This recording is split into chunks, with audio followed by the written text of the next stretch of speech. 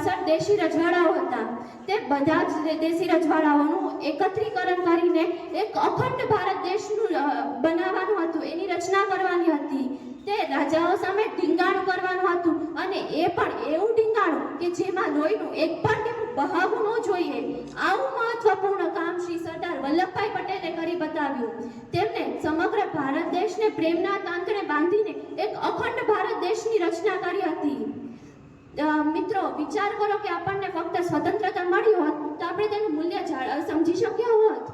જો જૂનાગઢ જવું હોત ને તો પણ આપણે વિઝા મળે, અને સમગ્ર ભારત દેશમાં રાજાશાહી પ્રથા ચાલી રહી હોત.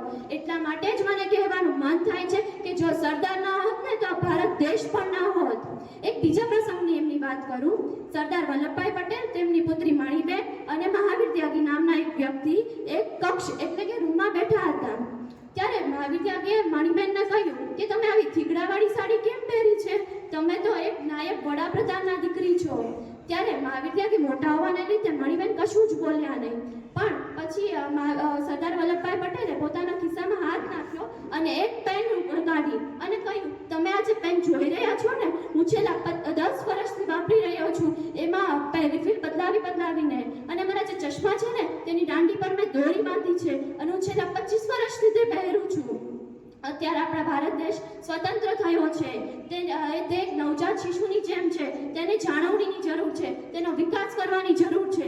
એટલે અમે બે બાપ દીકરી ભેગા થઈને તેના વિકાસ કરવાના પ્રયત્ન કરી રહ્યા છીએ. ત્યારે મણિબેન પણ બોલી ઉઠ્યા કે અમારી થીગડાવાળી સાડી છે ને એ મારી ગરીબાઈ નહીં પણ મારા પિતાની સચ્ચાઈનું પ્રતીક છે. મિત્રો, આપણે જીવનમાં સરદાર તો ક્યારેય બની જ નહીં શકીએ, પણ જો આપણે તેમના થોડાક પણ ગુણો જીવનમાં અપનાવીશું ને તો આપણે સાચા અર્થમાં તેમને સન્માન આપેલું ગણાશે.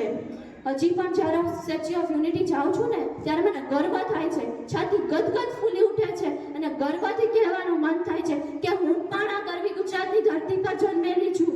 હું પણ સરદારનો વંશ છું. સરદાર પટેલ મારા કે તમારા નથી, સમગ્ર રાષ્ટ્રના છે.